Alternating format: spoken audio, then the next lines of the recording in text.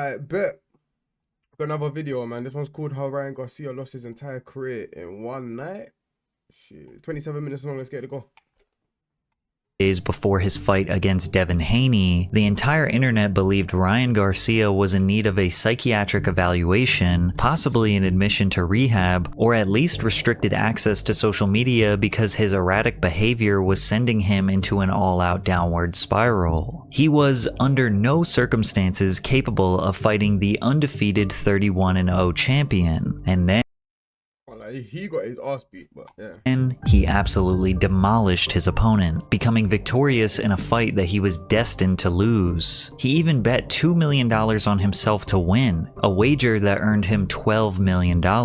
Ryan trolled his opponent, the world, and everyone went from calling him crazy to a genius. But Ryan was a ticking time bomb. He has an ego the size of Mount Rushmore, a clear alcohol addiction, and an evil darkness inside of him that finally revealed itself during a Twitter rant that got him banned from boxing forever. However, to understand how it got so bad, we must go back to 105 days before his fight, where Ryan announced that he was getting divorced from his wife, Andrea Salina. Ryan, I swear, a female can actually be your biggest downfall, bro. Like, gotta watch the females you pour your energy into, man. Them girls, they'll really like drain you and then just push you back to the side, boy. His wife Drea gave birth to their second child on December 23rd, 2023, but they waited to post about it on social media until January 5th. Wanted to announce my beautiful firstborn son. Praise the Lord. I am so thankful. I love him so much already. He's so fast already. It took him just 8 minutes to arrive. You know where he got that speed from. Lol, I'm dead. God did and God will. Less than 1 hour after Ryan made the post, he also made a formal statement that he would be getting a divorce from the same woman who just gave birth to his son. The narrative that Ryan divorced his wife within an hour of their son being born permeated throughout the internet. Ryan said that this was not true and that he just decided to announce to the public both of these major life events at the same time. People who despised Ryan looked at this as a cowardly move, and that he was a deadbeat. His fans speculated that maybe this woman cheated on him, or maybe that this wasn't actually his child, but the court documents say that they split due to irreconcilable differences, which doesn't really help us understand the truth. Regardless, going through a divorce is extremely stressful, especially when there are children involved. People began noticing a transformation in Ryan. He seemed to have gained weight, his face looked bloated, his speech was slurred in interviews, he was constantly twitching and moving around. Just look at the before and after differences in his speech, clarity, and body language. I think that's the most important thing in my life. That's the thing that keeps me as productive and efficient as I could possibly be, and calm. Because when I'm not fighting, you know, I don't know where to put all this energy. I have so much energy, I have so much thoughts and so much, you know, passion for everything I do. If I don't have a fight, you know, I'm like, what do I do? I mean, it was really the people like influencing me, like, damn, that hurt. I didn't really care. Yo, that's not even funny. That's just sad, bro. If I'm going deep down in my heart, like, I don't really care. Like, bro, don't show up. I don't care. In an interview with Ariel Helwani, fans suspected he may have been on substances. You feel confident that you can hang, you know, he's not typically a ground fighter, but obviously Perfect. Wow. Do you have beef with him? No, I mean, he'd been calling me out for a while. You know, Okay. He called me out first. Ariel trying to have a discussion with a high teenager. Coke, weed, and ego is a hell of a combo for this kid. And at first, this definitely seemed like a stretch. These were probably just some of his haters trying to spread rumors. But less than a week later, his cryptic social media posts raised real concerns. On March 3rd, 2024, a video posted to Ryan's Twitter seemingly reported his death. The caption read, "March 3rd, Sunday, 2024, we slit RG throat and threw him in a basket. Nobody will find him. Video is exactly 666 in time. We told you we were coming." The violent message is followed by a series of randomly pressed letters that closes with the sentence, "Satan is sitting at the top now, 666. The same video was posted on Instagram with the caption, "This is why you don't mess with us at the top," with even more gibberish. Also note that these satanic Bro, what the fuck is going on? No, like, all jokes aside, I don't even want to say this before. Shit, boy. The death of Ryan Garcia, Bill Haney was right on that one. No, I'm even saying Satanic that. This is why you demon don't mess with. That's Baphomet crazy. is mentioned in the caption. While some people immediately thought he was just trolling to sell the fight, his ex-wife posted a message stating that she was concerned for him. He may seem fine, but he is not. I know in my heart he is being heavily oppressed. This is not a troll. I'm genuinely concerned, and so is all his family members. We are not a part of any of this, and we want him to get better, but this is real. Pray for him. Ryan tried to clear the air the next day with this video, but it left people even more confused. I personally wanted just to send out a video to the people that love me and my fans and family that's concerned that I'm okay. I'm not dead. I believe in Jesus. All those are lies. And, you know, they try to put me in jail. They're blocking my cards. I can't access my money. Nobody's hitting me back. I don't Can know I what's just say this right now? If I ever, like, not if, when I get to that spot where I'm stupidly rich, like, my money, cool, I'm gonna have some money in the bank, but bro, just in case some shit like this was to happen, bro, I'm having gold, I'm having my money buried in different coordinates in different countries, bro. I'm not playing no games, bro. Love, bro. I'm gonna have like 30 rollies hidden in a flipping tunnel somewhere, bro, just in case I was to go broke, like, or just in case some weird shit was to happen. I need to, bro. going on, but just know I'm okay. Who are they? Who tried to put him in jail? Who is controlling his money? 2 days later, Ryan Garcia took to Twitter to claim that he was kidnapped by the higher-up elites and forced to watch the most horrific crime known to man. Hey, bro. All right, talk to us. Bro, I don't give a bro. They held me down and they made me watch little kids get raped. I don't give a anymore. I'm not joking, bro. I have proof. Who? You know the higher elites, bro. You already know who they are, bro. You have proof of this on your phone? Yes, of course I do. The you talking about? Of course. If Alex could get a video from the Bohemian Grove, of course I could. Ryan sounds distraught. He's slurring his words. His fans are even more concerned than ever. He doubled down in a series of alarming tweets. I won't read all of them, but some of the more cryptic ones read, "Before I go, I want to release everything. Does no one care about the children? Shame on y'all for staying quiet. You know who you are." He also mentioned Bohemian Grove a few different times. Bro. The Bohemian Grove is a 2,700-acre private campground in Monte Rio, California. It is home to an extremely exclusive gentleman's club that hosts a 2-week retreat every July where some of the most powerful men in the world attend. During the first weekend of the summer encampment, robed figures sacrifice an effigy as part of a ritual meant to banish all worries from the gathered members. Yes, they make a sacrifice every year during the retreat, but they ascertain that it is not a real living being. The Grove has been the center of many conspiracies for decades, claiming that human lives are sacrificed here, children are trafficked here, and the powerful elites have dark secrets that are hidden here. We do know that the Manhattan Project planning meeting took place here in September 1942, which led to the creation and the ultimate firing of the atomic bomb. However, you can also find hundreds of posts from people who worked at Bohemian Grove that say it's nothing more than a summer camp for rich boomers who just get drunk for 2 weeks straight. They do admit that a weird energy permeates throughout the camp,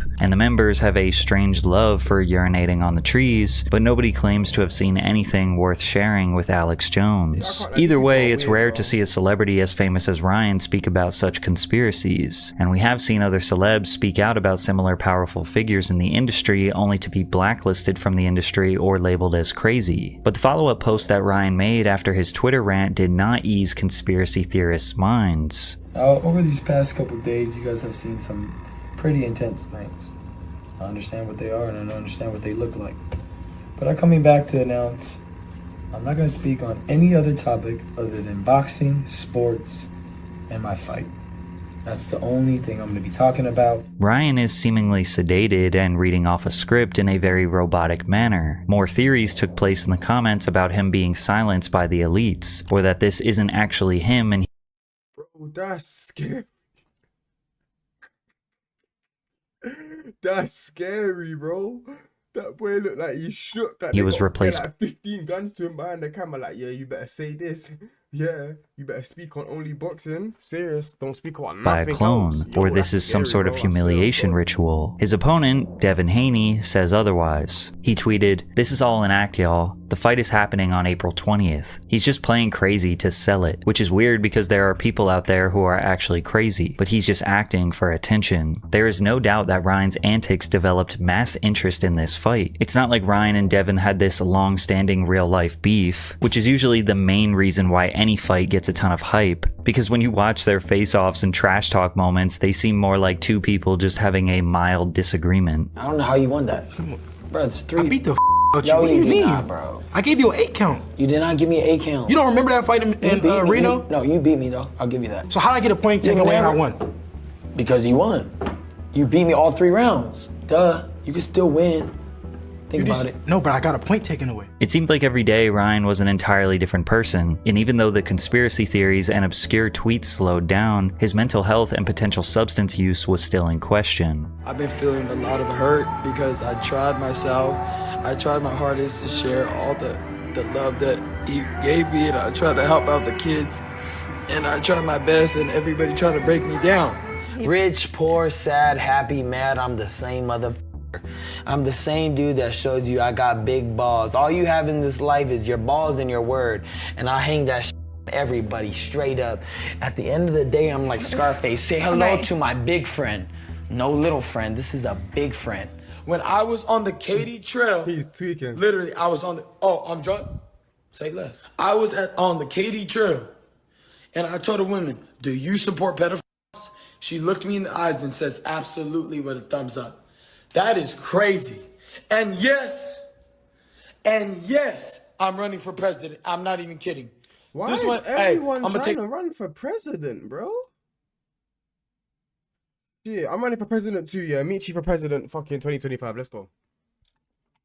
a toast to all the haters.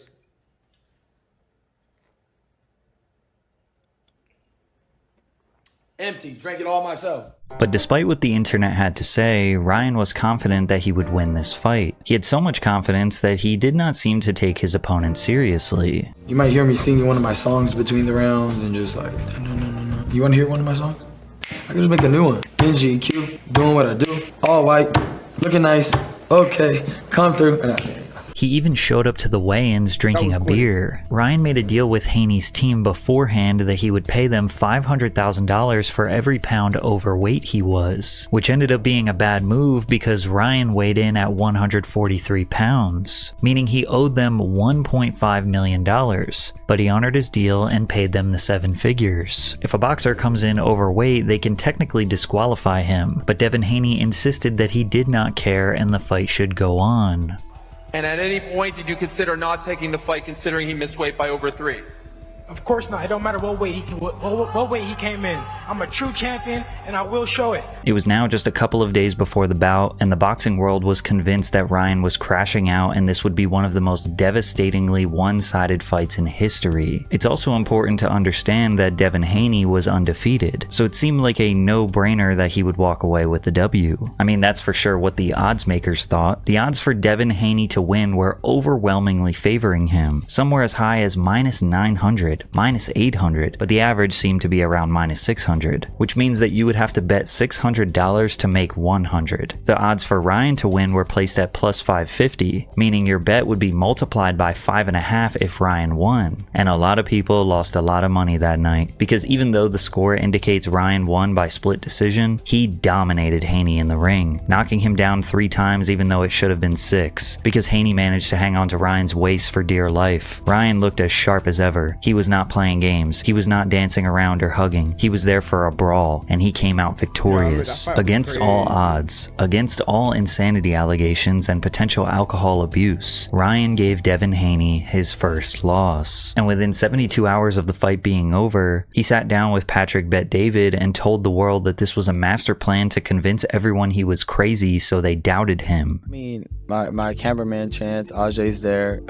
Hey, we have it pre-recorded months ago. What I say was gonna happen? I said, I'm about to make sure everybody thinks I'm gonna go crazy. I'm gonna do this, I'm gonna do that. Wow, it's just gonna be called The Great Escape. Like, I have it all documented. I was already planning it, weeks and weeks and months behind. And I was not gonna budge for nobody. It didn't matter if I went on his podcast, anybody's podcast. I was acting like sporadic, like crazy. I'll go on. Your mannerisms, you were just like spaces. I'll do this with my nose. Like, no, it's just a tick. I had everything. But then you make adjustments too. What was real though is at times I did drink a little bit during camp because I like to drink. Ryan claims that basically all of his pre-fight antics were a lie, besides the drinking, which does explain his face being so bloated. But he did tell Jake Paul on a FaceTime call that the beer he drank at the weigh-ins was fake.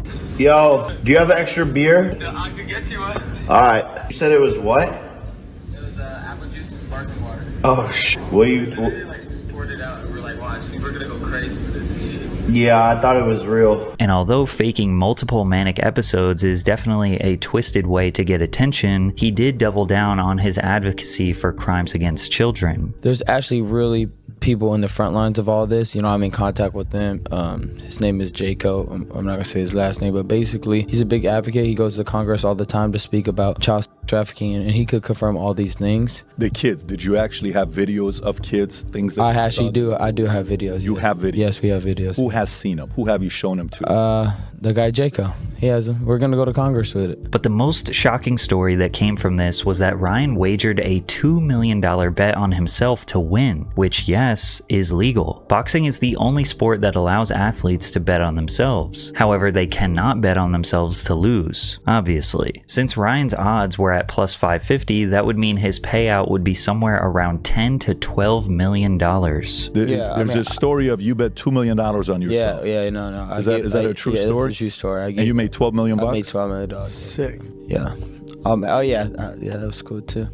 But basically, I gave everybody the word to place that bet. I just felt like really disrespected by Vegas. And in my head, I said, this is going to be the biggest loss Vegas ever had in a minute. Because they're like, I just felt like it was disrespectful. Now, we don't have any proof that Ryan made this bet. He is the same guy who lied about literally everything leading up to this fight, so at this point, it's kind of hard to believe anything he says. But the entire internet did a 180 overnight. No more calling him crazy. Now, they were calling him a genius. But just before Ryan could walk away, the genius Victor who played the world and got filthy rich, breaking news hit just days after the fight that Ryan tested positive for performance-enhancing drugs. ESPN reported star boxer Ryan Garcia tested positive for the performance-enhancing substance Ostarine the day before and the day of his upset win over Devin Haney last month. Now, there is a due process that people need to respect when it comes to a fighter testing positive. They have an additional B sample test to essentially double-check the results. These trials take at least a few weeks, sometimes even months, to 100% certify that someone is guilty of doping. However, the very next day after the news broke, Devin Haney went on ESPN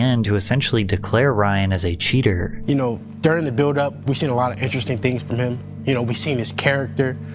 We've seen the guy cheat. We see the type of person that he is. Ryan immediately proclaimed his innocence. These dudes are weirdos, bro. They're trying to take a young Christian man down. I would never, ever take steroids in my life. And we already know that. I don't cheat, bro. This is God-given.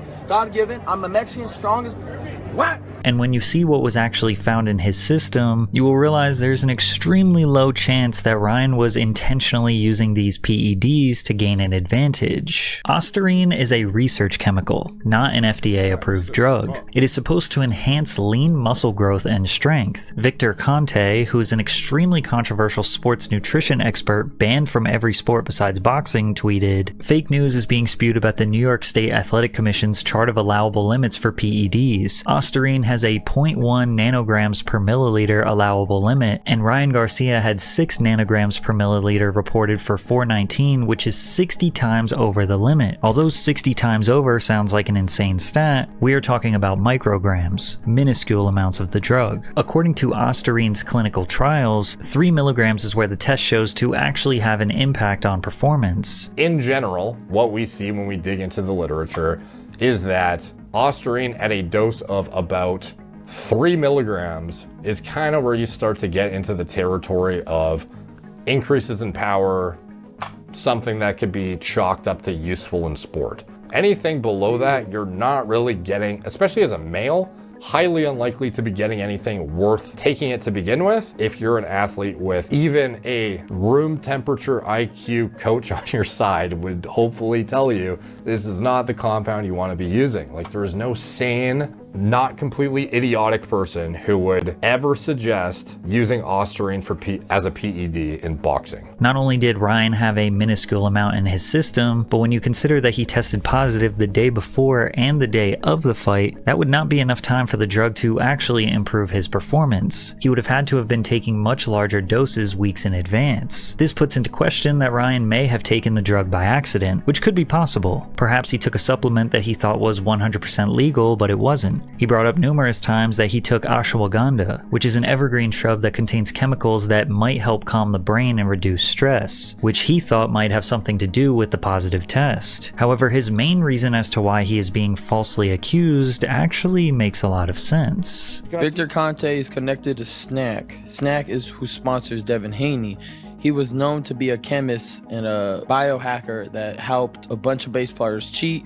He got banned from baseball. Stick with me here for a second because I gotta give a little background. Victor Conte is the founder of the Balco Lab, a business that supplied anabolic steroids to professional athletes and Olympians in the 80s and 90s. Conte developed, with the help of a chemist, his own steroid that was undetectable in athlete testing. After 14 years of doping the biggest athletes in the world, including Barry Bonds, Marion Jones, Jason Giambi, Shane Mosley, just to name a few, Conte was tried and found guilty in 2003 for conspiring to distribute performance-enhancing drugs to more than 30 baseball, football, and track and field stars. After serving just 4 months in prison, he proclaims his innocence to this day. So from 84 all the way until 2000, everything that Balco and Snack did was completely legal, completely clean, no athletes were ever given any sort of performance-enhancing drug. Victor rode the paper-thin line of what is illegal and what is simply a deep understanding and manipulation of the rules his whole career. I know that the anti-doping rules that are in place are so easy for the athletes to beat, it's like taking candy from a baby. Did I feel that I was doing something different than other athletes and coaches and trainers had done throughout the entire history of the Olympic sport? The answer is no. I mean, the whole history of the Olympic Games is just full of corruption, cover-up, performance-enhancing drug use. It's not what the world thinks it is. It's a fraud. It's a fraud. Despite Victor's crimes, he got right back into the world of sports nutrition after being released. To hear, but everything's just coming out to be fake, man. Like, everything's just fake, man. From prison, but this time around he was claiming to be an anti-doping advocate. He started a new company that is basically the same as Balco called Snack, which is his supplement company that they say has been pioneering the expansion of human potential by utilizing clinical science to drive athletic performance. Snack is a sponsor of Devin Haney, who works one-on-one with Victor Conte. Additionally, Victor has associations with VADA, the Voluntary Anti-Doping Association. VADA is the company that performed the drug test on Ryan. Now, Victor is not the owner nor founder of VADA, and they claim he has no association with the company, but he is very much an outspoken advocate for them. And I became an outspoken anti-doping advocate in 2005, so I refer my fighters to VADA. That's the extent, of my relationship. Did I introduce Margaret Goodman and Flip Homansky that run VADA to people like Dick Pound, who was the founding chairman of WADA, the World Anti-Doping Agency, and others that helped them be able to do the testing at WADA accredited labs? Yes, I made some introductions, but nothing more than that. So is it suspicious that the guy who literally created steroids that don't show up on drug tests works directly with Ryan's opponent and is a huge advocate with ties to the company that is doing the drug test on Ryan? Well, that's up for you to decide. Ryan Garcia has been served a 1-year ban until April 20th, 2025. His victory was removed from him and ruled as a no contest. Therefore, Devin Haney technically retains his undefeated record. Ryan also had to forfeit his prize earnings of $1.2 million.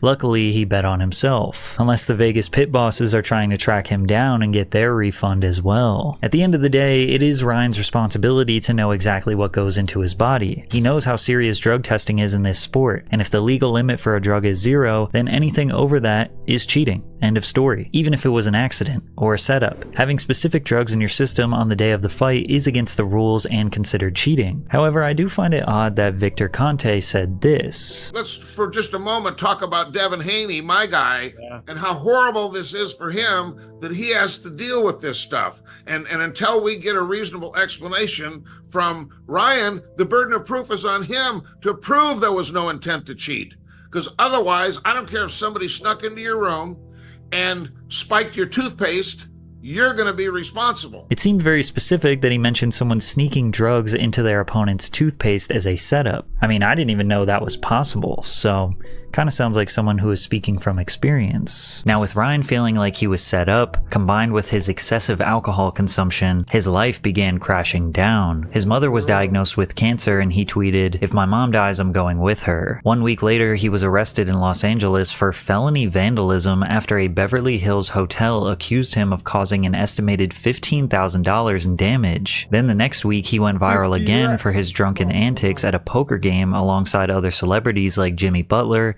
Ninja, and Dan Blazarian. Cheers. Is he gonna chug that whole thing? All right. Only a diamond would be insane. Wait, no, we don't. Actually,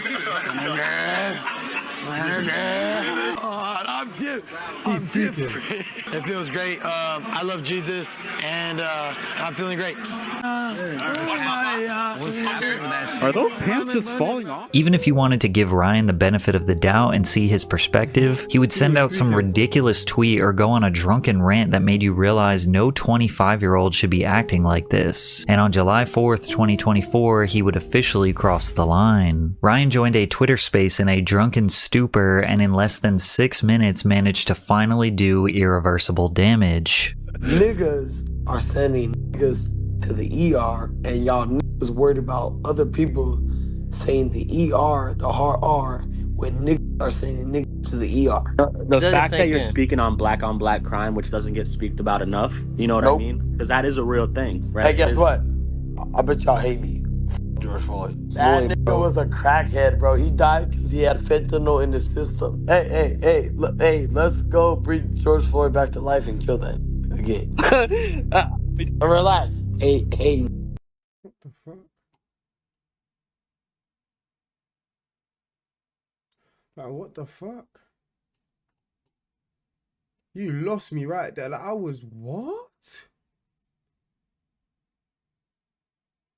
Bro, I'm skinny as fuck. I can't lie, but bro, Ryan, bro, I'll punch you in your face, bro. I swear to God, bro. That's mad, bro. That's mad.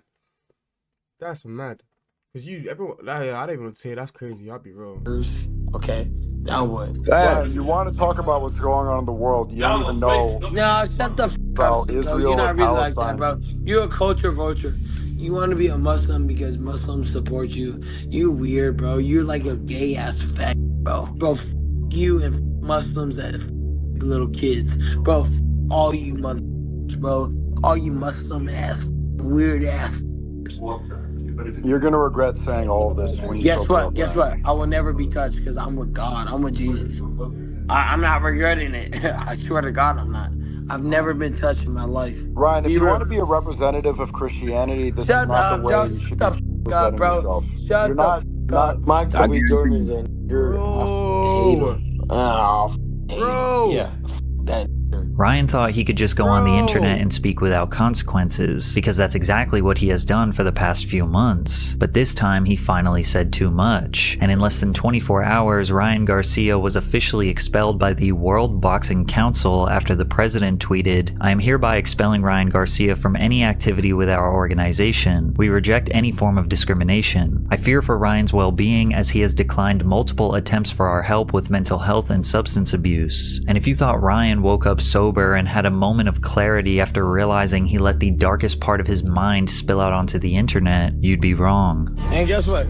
I'm not apologizing for nothing. You ain't gonna catch me apologizing for nothing. followed by more empty apology tweets like, I take all responsibility for my words. I misunderstood. I just got a lot of trauma. I struggle with substance abuse and it's hard for me with everything going on. I actually love black people, no cap, which is why I'm actually sad I offended all my black family and friends. Also to the Muslim community and all my homies that are Muslims, my bad. Nobody thought these apologies were community and all my homies. I let Sneeko get in my head from when he talked shit about the Holy Spirit and everyone telling me that Christians let the disrespect side.